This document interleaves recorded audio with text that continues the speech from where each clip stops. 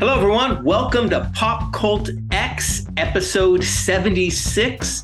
Thank you for joining us. Thanks for coming on back. If you're a repeat visitor, I guess, or if you're here for the very first time, welcome.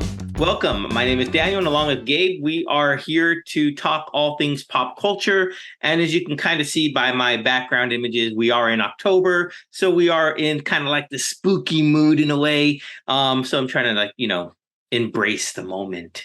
The season is upon us for sure. Yes, which is pretty relevant, especially considering that Disney Plus and Marvel released their what they call a special presentation, which I guess is their way of saying a short film or something like that instead of a series or a movie. It was about an hour-long film called Werewolf by Night.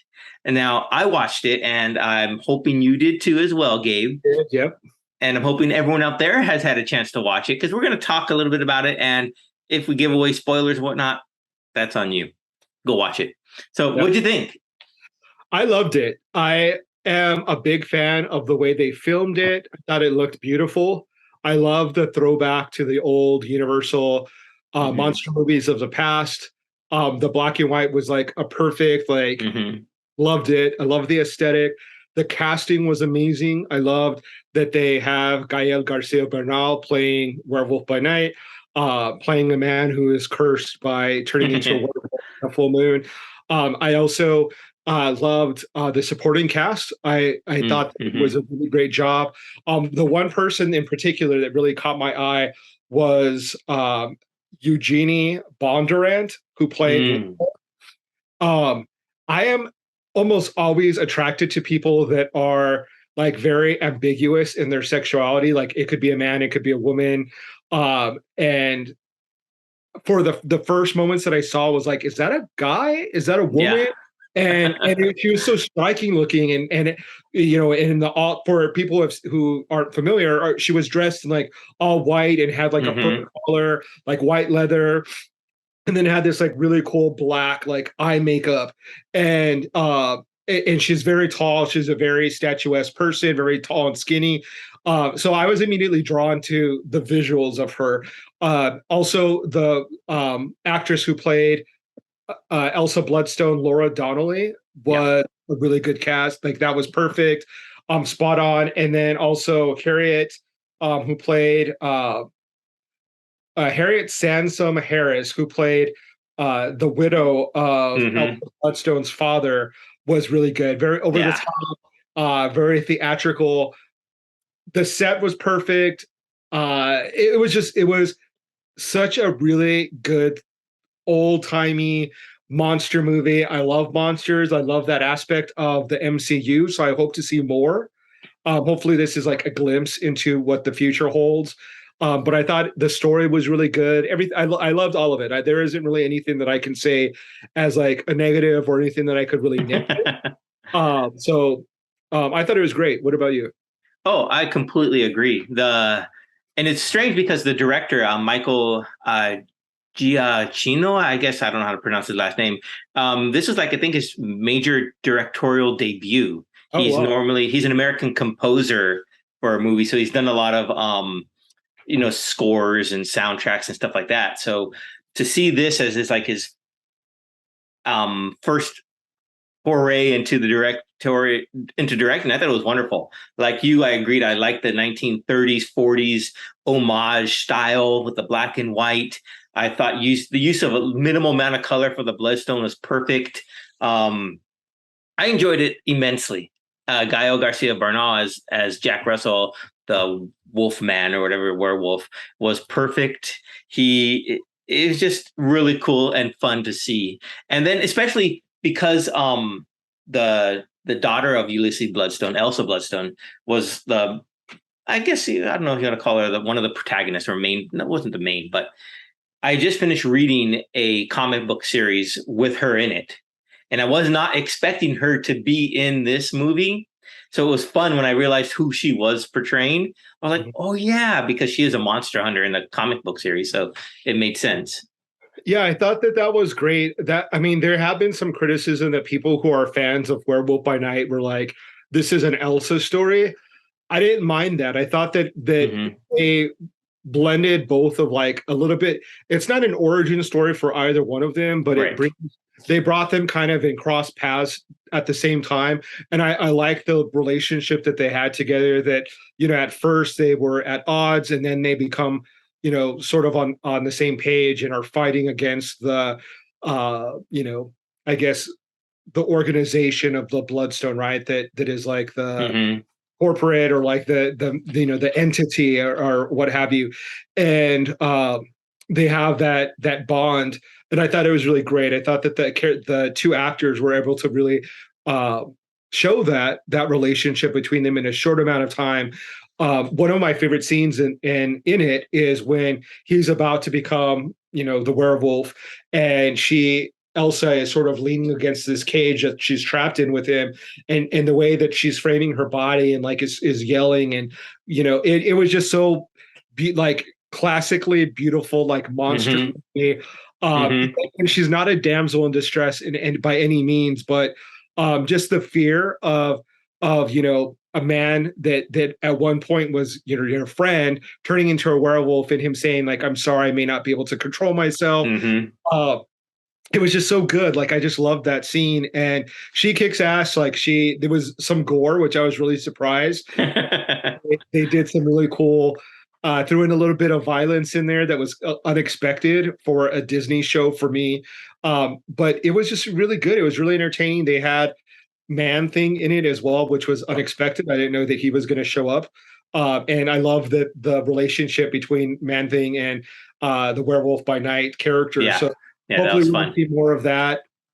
And I think it was so refreshing from everything else that MCU has done thus far. And that's why I really like She-Hulk as well, because She-Hulk it's so different that it's like it's some breathing room for us finally. Like, it's Right. not all of the same thing. It's not the same characters. It's not the same formula, I guess, right? And you get to relate to them in a different way. Like, they're flawed. They're I don't know. It's just fun. It's like, don't take it so seriously. Fanboys, calm down. Just enjoy it.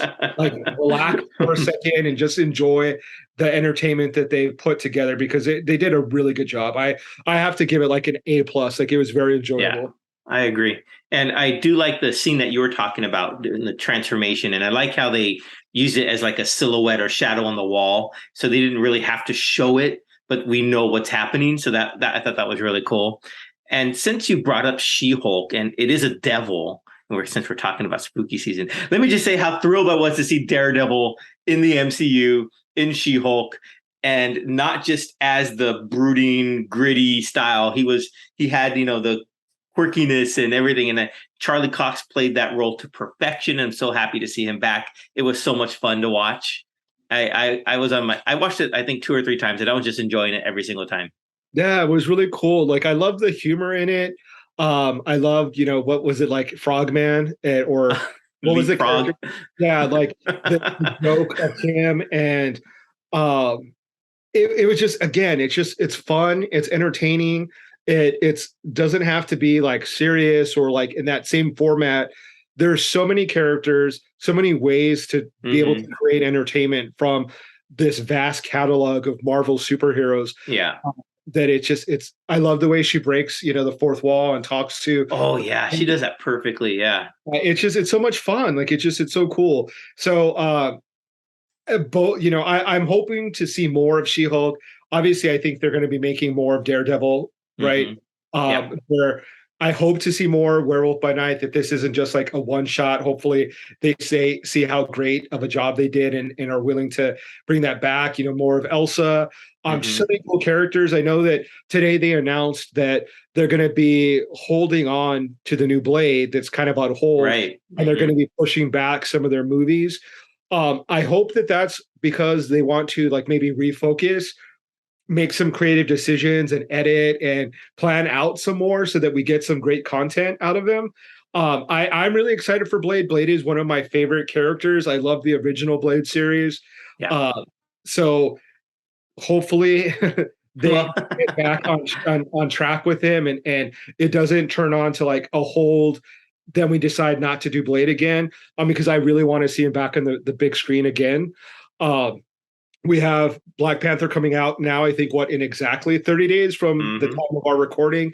Mm-hmm. So excited. The images that I've seen thus far of, Ironheart, Riri Williams, Tenoch Huerta as Namor and Namorita, with their Aztec Mayan inspired regalia, the new Black Panther. I'm so excited. Like, Oh I'm going yeah. to be first in line. I can't wait.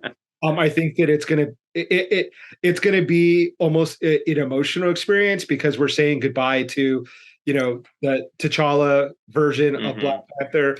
But I think that you can see the amount of love that they had for uh, Chadwick and Mm-hmm. them wanting to do right by him and by the character, that I have faith that it's going to be done Oh yeah. well. I'm not really concerned. I really think that they are going to do everything respectfully and in the right way, and we're going to still have some entertainment Mm-hmm. from it. So I'm really excited. I can't wait. Definitely. Yeah, that's one of the things I'm looking forward to as well is Wakanda Forever. So Black Panther 2. So and it's just like you said, it's going to be an emotional experience for everyone just because of what Chadwick Boseman brought to the character and what he meant to so many people. Yeah. So it is a way to say goodbye, but also to lift up his legacy, right? Not just saying goodbye, but just lift him up, and let him know that we're still thinking of him. Yep. Back to Werewolf by Night, real quick, if you don't mind. Yeah, yeah, so, so werewolves, by default, used to scare the living crap out of me as I was growing up as a kid. I mean, I think I watched American Werewolf in London was probably the first werewolf movie I saw as maybe an 8 or 9 year old. I don't recall how old, but and that scared me. And that was like groundbreaking at the time with the costume effects and the makeup effects and the transformations yeah. that he underwent. I just watched it last night, and it wasn't scary anymore to me, but it was just still a good movie. John Landis did a great job with that movie. And werewolves. So two stories real quick. Back in the day, they used to have a haunted house at the Museum of Man in Balboa Park. Oh, wow. So it was really fun. The lines were like super long all the time. I remember my dad took us there, me and my three sisters, one year, and we waited in a long line, and we get in there, and the first like encounter, I guess you would call it, there's two cages on either side with werewolves inside. So here I am, terrified of werewolves, and I just say nope. I turn around and I walk out. Oh, wow. So my dad and my other sisters had to follow us, and they were getting all mad at me. And I'm like, "What are you gonna do?"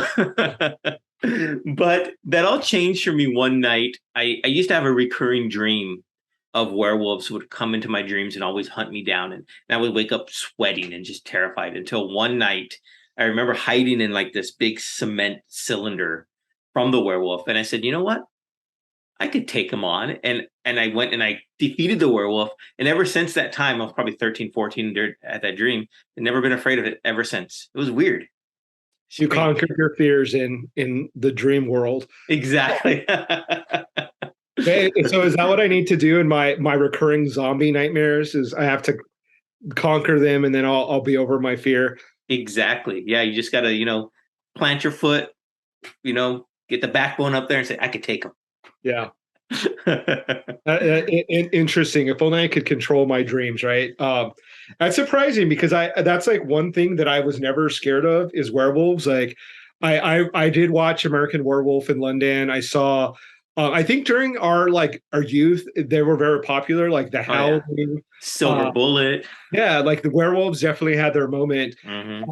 I'm not particularly huge fans of like the werewolf legends. Like there's been some crappy werewolf movies that have kind of turned me off. Like I think it was Wolf with Jack Nicholson. I thought that was kind of not the greatest. I think they did a remake with Benicio del Toro, right? Yeah. So not like the greatest. I think the thing that kind of bores me about them is that they become animal, right? They don't keep their intelligence. And I don't know, it just doesn't appeal to me. Like I'm more of a vampire, ghost, like those are kind of like the cool type of monsters that I like. or like the creatures, like Creature from the Black Lagoon. But for some reason, the werewolf just like, I don't know, it's like a dog that you could just Yeah, yeah. Unless and it's so unless yeah, it's like Teen Wolf, right? Teen actually though Teen Wolf was good. I do have to admit, Teen Wolf was good because it was like full on comedy. Yeah. Uh, but yeah, that was yeah. I have to admit, Teen Wolf was really good. But for some reason, werewolves. I just if I have to like vampire versus werewolf, vampire is always going to win. Yeah, yeah. Well, I mean, vampires were scared of werewolves, right? I think like Van Helsing with Hugh Jackman, that movie, and he turns into a werewolf to defeat the vampire. Oh, really? Oh, you've Yeah, never seen Van Helsing? all that. I don't remember that particular instance, but I mean, if you had a choice of having to be a vampire or a werewolf, like who would choose being a werewolf? That's true. Like vampires are just so cool. But I know they're out there. There are people that are like very much fans of Oh werewolf yeah. and werewolf mythology and all of that. I'm just not one of them. Well, the cool thing is, speaking of vampires, we got to speak with a comic book creator who has a whole series based around vampires. And I think right now would be a good time for everyone to hear that, don't you think? Yeah. So let's check it out. Here we are with Rodney Barnes, everyone. Hello, everyone. Welcome back, or welcome to PopCultX Little Talks. It's our conversation series where we invite a wide variety of creative-minded people to join us and to express or give their point of view and perspectives on all things pop culture. Today, we are lucky enough to be joined by Rodney Barnes, a creative writer, executive producer, just a fascinating wide variety of projects he's worked on, from award-winning shows. Well, I'll let you talk more about that. So thank you, Rodney. Thanks for joining us today. Thank you for having me. Thank you very much. So before we got on here, you said you were currently in the writing room for Winning Time, which is the legacy of the Lakers, or the Showtime Lakers, which is on HBO Max. And I'll just jump right into that because that was one of the questions I was going to ask you. How difficult is it adapting a real life story as compared to creating a fictional story? In season 2, it's not as hard. I think season 1 was certainly challenging because you're taking the facts and you're dramatizing them. So you have to work within certain boundaries. It's not like where you're just making everything up, even though there's some people who accuse us of making everything up. And you have to work within the confines of that. So it's always a little tough, but I think we've been able to do a solid job. And I write the episodes myself and Max Bornstein. We do most of the writing, and it's a challenge, but it's a beautiful one. Oh yeah. I saw episode 1 last night, just prepping for today, and you have a lot of talented people on the show. My goodness, it's like John the Love Riley. Boat. Oh yeah. It's just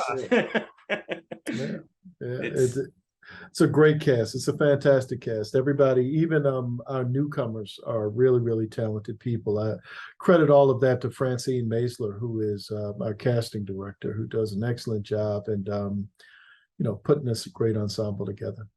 Yeah, right on. You also have a few other shows, I think, that I saw that you were tabbed for on HBO Max. I know The Boondocks is one of them that you're executive producer on. Well, I was, and I don't know if that'll be, and I don't know if I'm a part of that, but I used to be. There was a time when I was, yes, for a long time, for 13 years. Yeah. You were the Peabody Award-winning episode, which I did watch, The Return of the King, and that was quite a dramatic episode. I really enjoyed that. How was it writing the kind of like the what ifs type episodes and stuff like that? Is that, or just I think it's really no different than anything else. It's all story. If you know the story you're trying to tell and the agenda that's under it, you pretty much it all sort of comes together. Right on. When did you know you wanted to be a storyteller? When I was in 8th grade, I had a teacher tell me that if I ever concentrated on writing as much as I did being a class clown, that one day I could be a decent writer. And so it always stuck. It's like planted a seed in the back of my head that maybe one day I had something. And then when I ran out of other stuff, I tried to do a lot of things, mostly with my body, playing sports of a myriad of different types. And those things didn't work out. I figured I would give this a shot before I settled into just a regular 9 to 5. And, you know, once I did it a little bit, and by did it, I mean, not just necessarily writing, but just being in the entertainment industry, even when I was a production assistant, it felt right, you know, if that makes sense. And so, you know, the lifestyle, the way that it works, it's not for everybody, but it certainly worked for me. So I have a big interest in horror, superheroes. That's sort of my background, and that's what interests me in your work. Reading Killadelphia, also learning that you were a part of Blade, which is one of the most iconic hero vampire films, at least in my eyes. It sort of is a precursor to the huge success of the Marvel Cinematic Universe. I've always felt that having people of color involved in horror movies has always been an untapped market. Typically, we're like the first ones to die in horror movies. You definitely are changing that with your work. Were you always a big fan of horror movies, and was it important for you to have that, you know, racial identity as a component within your work? Yeah, I mean, I grew up, I am Black, so I identify with my culture more so than, you know, some others. Yeah, I grew up loving the Hammer films and the Universal Monsters and all of that stuff as a kid, and the late night creature feature movies. And I had all of the Aurora models, the Wolfman, Dracula, and Frankenstein.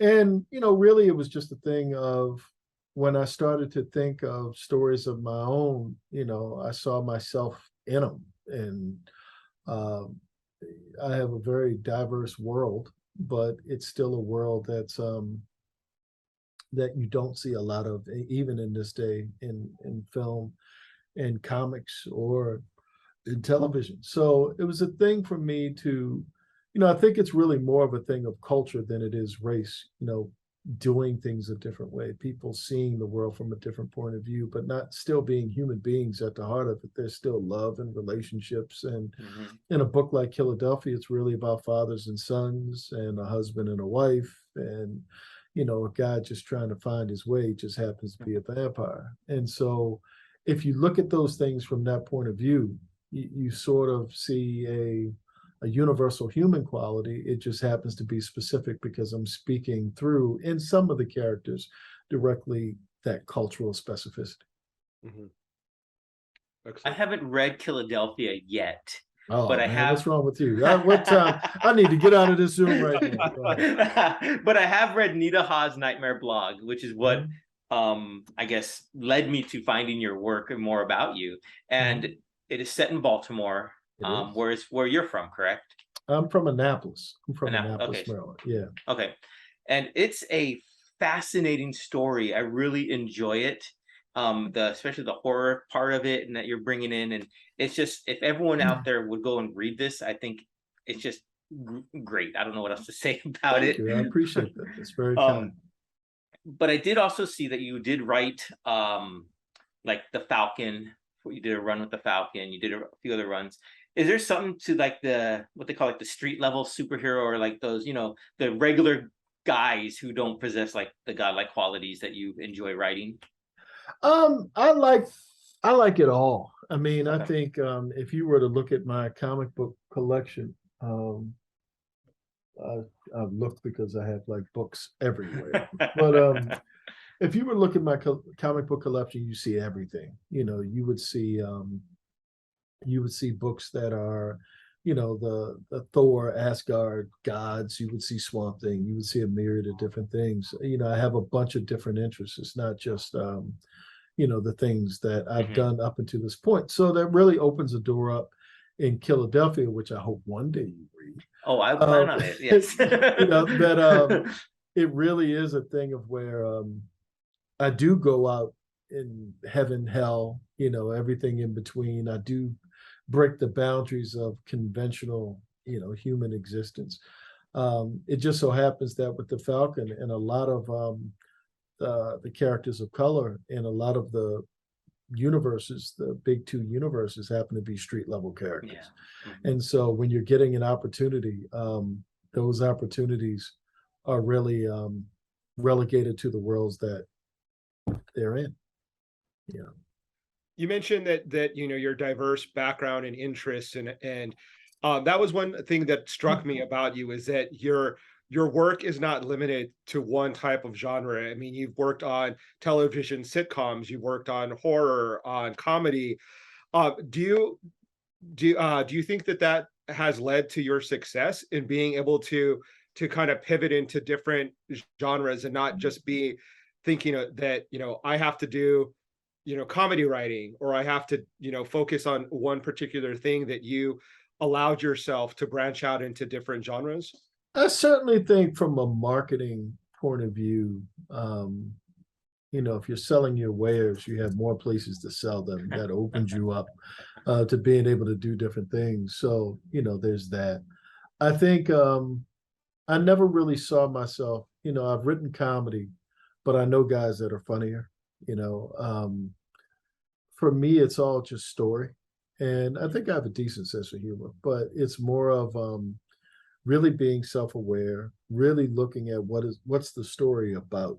And whether it's horror, drama, comedy, whatever, at the bottom line, you're still telling a progressive story. You're still telling a story. It just happens to be that the characters within that story have different objectives, or their personalities are funny, or they're psychotic, or they're whatever they happen to be. So really, I don't look at any of it as being different. And if you read enough of my work, you'll see that all of it sort of has my voice, in the sense that there are times when I'm serious. There are times when I'll throw a joke in the worst of circumstances. I try to put some meaning in there somewhere, and I try to really get under whatever the foundation is of the situation, like with the father-son dynamic in Killadelphia. I'm really trying to understand really what's the math of how all of that works for them. Mm-hmm. These two guys that love each other, but they have a lot of baggage that they're trying to carry. And how do you juxtapose that love to the trauma and to the distance between the two guys? And I say that to say, in every relationship or anything that I've ever written, I'm always trying to speak to what's under it, more so than just what the characters are saying. Excellent. Did you mentioned all your experience, or Gabe mentioned, in film and TV industries. Are there any plans for bringing any of your written creative endeavors to the big screen or small screen? Yeah, I mean, Killadelphia has been in development for a minute, and it's really just a matter of trying to get the script right and trying to get it to a place where it's, we package it in the proper way, and we have a couple of attachments and things that move forward. But it's always, there's this weird thing about things like this, where they can languish in development for years, and then one day they're just, someone says yes and they're on the air. I think right now it's just a matter of trying to find the right home, trying to find the right tone. There's a lot of vampires on TV right now. You got Interview with the Vampire now, and Let the Right One In, and I think that there's one on FX. It's just a bunch of vampires, and which is a great thing for me. But oftentimes when you're going to buyers, they look at it and they say, when is enough enough? Right. And with Nita Hawes as well, I think she's got a unique world that she operates in that even feels a little bit like Lovecraft Country in its own way, because of the Lovecraft and Chula and all of that stuff. So yeah, always looking for a way to get that stuff out there. What I would like to do is a lot of the people that listen to our podcast or watch our YouTube feed are aspiring writers, aspiring creators. One thing that really struck me when in looking into your story is that you moved from the East Coast to Los Angeles, and at a point was actually living in your car, and really work determined to be successful, and obviously we stand here today and see that you've had great success. What kind of inspirational words or what advice could you give to people that are out there that are still in that struggle period and thinking, maybe this isn't for me. Maybe I've been at it for a couple years. I haven't really had the success, but that's what they're passionate about. But maybe they're in that low point in their career where they're thinking, maybe I should get that day job. Well, I think for me, what I say all the time is I've had moments even to this day where things don't go my way, or I wish there was more of this and less of that. I really try to just ask myself the question of why am I here? What's my purpose? I know this is what I want to do. There is no plan B. There's never been a plan B. There's just been this. It's all I really know how to do. And I'm not even sure I really know how to do it. I just kind of do it. And, good things have happened. But there have been times where my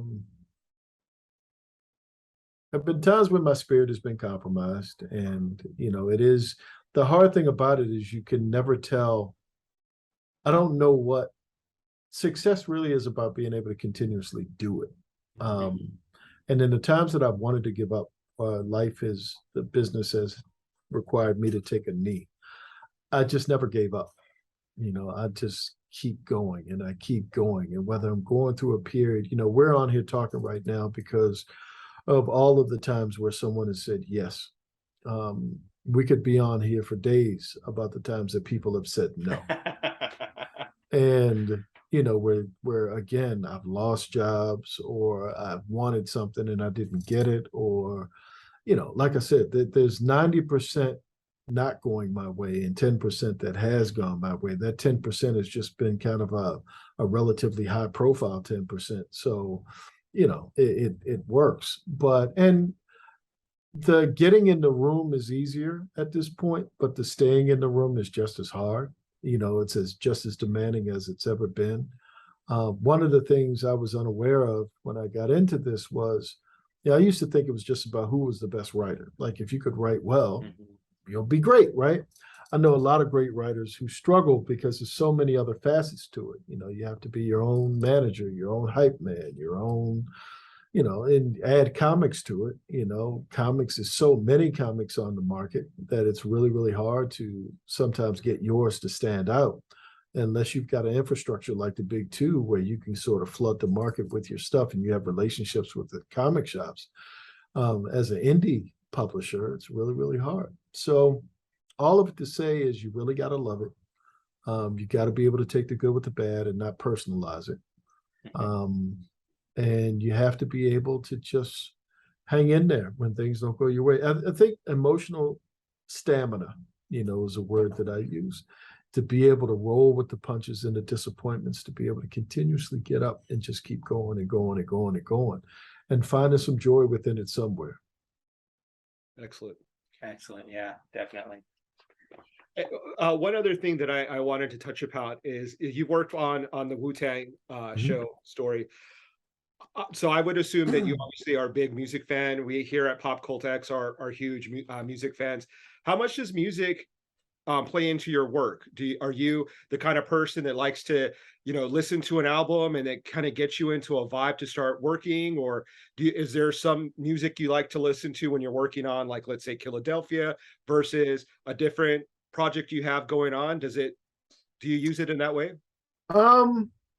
It's a great question. It's a little weird because I tend to watch TV when I'm writing, which is the weirdest thing. Because most people, you can go to any Robert McKee course or anybody else, and they say TV. I need the sound in the background of something. And what I'll do is, I love Francis Ford Coppola. I love Scorsese. I love Paul Schrader. I love a lot of different the classics. I'm a 70s movie fan more than anything else. So just in the background, even if I'm not paying attention to it, it sort of manages my anxiety and my ADD, and if I can look up and Apocalypse Now is on in the background, or The Exorcist is on in the background, or Dawn of the Dead, or something, it takes away a degree of anxiety. And if I need 3 minutes, 5 minutes to entertain myself while I'm going through a process of doubt, I'm in a point in the story where I may not know exactly what I want to do, I can take a moment, watch that, come back. It's on right now. That's what I'm pointing. It's the Cowboys are about to win.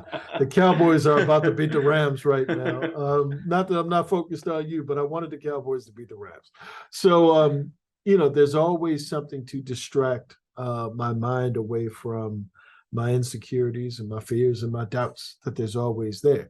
Music at times, when I'm at work, when I'm at the studio working, there have been times when I'll listen to a mood. I typically like jazz or something that is, again, the purpose of it is to sort of still my mind so I can focus on the task at hand. So yes would be the answer, but television more. Cool. CNN is always on if a movie isn't on. So yeah. That's cool. You mentioned studio, and I really want to hear about Zombie Love Studio. What is that? What can you tell us about that? Zombie Love Studios was or is when you're waiting for, like, I've got 3 pitches right now with the big 2 and a couple to other publishers waiting to get approved. Sometimes that process can take months. I don't like waiting months. So there were stories that I wanted to tell that were very specific, and I wanted to just be able to do them. So I started a studio, and so I had no idea what went into it. It was really my manager who said, "Hey, man, you should start a studio." And I did. It has cost a tremendous amount of money, more so than I ever thought that it would. It's comic books, right? How expensive can it be? And I started to license a couple of things. I licensed Blackula from MGM, and I'm doing a reboot, not a reboot, but sort of a sequel to the movie Blackula, even though there was one called Scream, Blackula, Scream. This sort of fits in between those 2 movies, and illustrated by Jason Sean Alexander, who's my partner on Killadelphia, and who's done incredible work, like really, really incredible work. And, I've got a couple of other names attached to books that I hope to be able to talk about in the near future. Cool. And most of it's horror and, horror, mystery, that type of stuff, the stuff that I dig. Yeah. That's cool. I mean, with a name like Zombie Love Studio, that just an awesome name. I just really dig that. Thank you. I told Jason that. Jason hated it at first, and then it kind of grew on him. Over time, he's like, "Zombie love, what's that mean?" It's like, look, dude, I love zombies. Just leave me alone. I'm paying for this. Draw. So, just draw. Just draw. Stop talking. I don't want your opinion. Yeah. So you mentioned earlier The Exorcist, Dawn of the Dead. You're a big horror movie fan. I know this is an impossible question, but what other movies or horror movie genres are in your top 5? What are the ones that you could just watch on a loop or multiple times? Well, The Exorcist is at the top. I love the movie The Exorcist. Like literally, I've seen it. We're nearing 500 times that I've seen it. I'll go to see it in theaters. Like when you're in LA, you're fortunate that you have a lot of theaters. The New Beverly, Quentin Tarantino's theater, the Egyptian, the Arrow, and all of these. These theaters that show older movies. So a lot of Exorcists. I'll go to hear, the director talk about them, and William Friedkin and William Peter Blatty when he was alive, talk about them. And so, yeah. Next, it's weird. Dawn of the Dead is up there. It's sort of dated a little bit. I think I fell in love with it when I was a kid, when I snuck into the midnight show way back when to be able to see it. So that's up there. I like The Changeling with George C. Scott. Not as popular as the other two, but I like it a lot. It's one of the few movies that's actually scary to me. I'm going to throw Blackula in there just because I dig Blackula, even though there's some problematic aspects of it. I still dig it. I have to say The Howling as well, because it's a werewolf. I got to throw some lichens in there somewhere.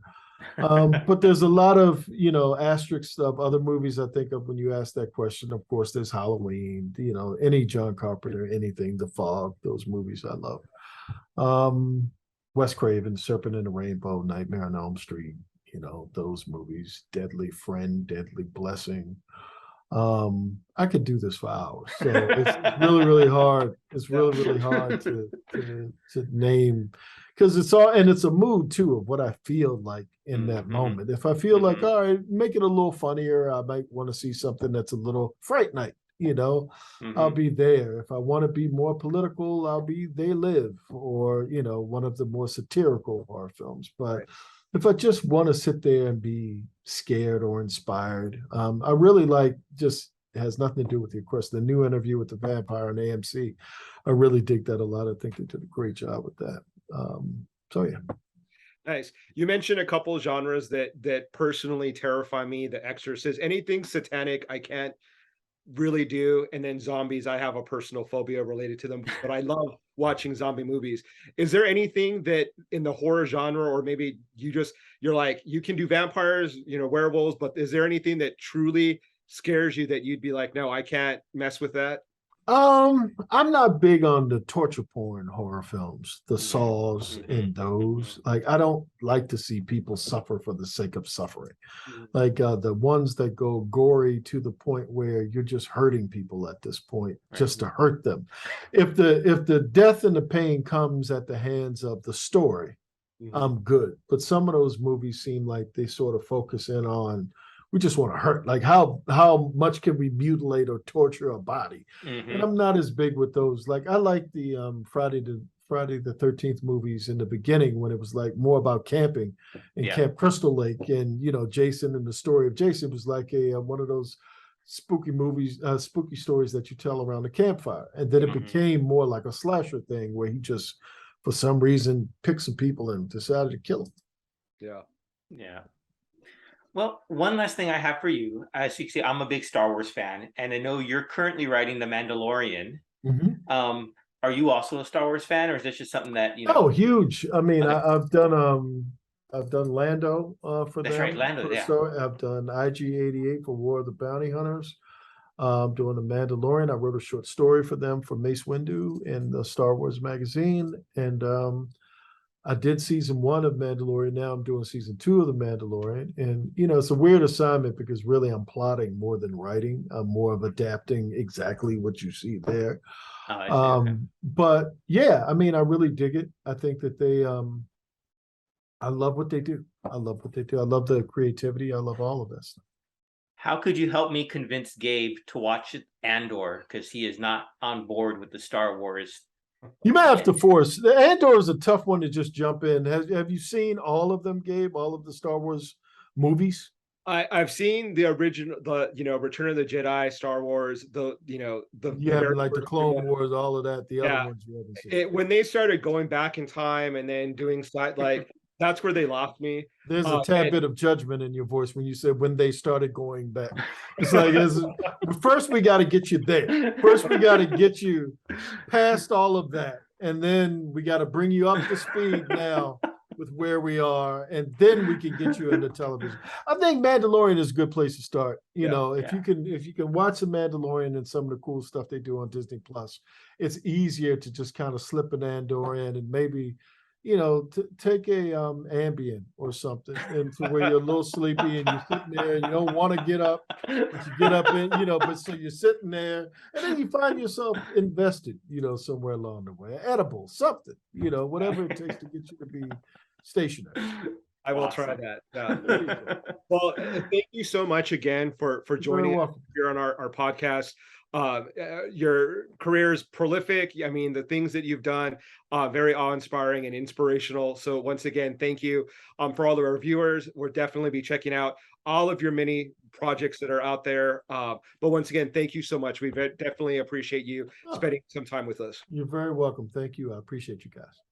Thank you, Rodney. Have a great day. All right. Take it easy. That was an amazing conversation. I am so thankful that Rodney took the time out of his extremely busy schedule to speak to us here at PopCultX. Once again, thank you for that. It just a prolific career. I can't say how much I am grateful, just because he's worked on everything and every type of genre that you can think of, and it's very inspiring. His story of going from Maryland or no, was it Baltimore or Maryland? Annapolis. Yeah. To California, and for a small period of time living in his car because he didn't have a plan B, and he knew, like, I have to go for it. And I loved hearing those stories of people that are ambitious and know that there is no plan B. Like, I have to go for it. I'm going to make this happen, and then see them, create the life that they want in the career that they want is just so inspiring. And I'm glad that we were able to kind of hear directly from the man and share some other stories and answer our questions. So wow, what a conversation. Yeah, it was great. I mean, I first, like I said, Nita Hawes' Nightmare Blog is where I first learned of Rodney Barnes, and then I invited him on the show because of that. And then as I started to look into his his prolific offerings, and wow, he did this. Wow, he did that. He did it. It was really cool to be able to chat with him. Yeah.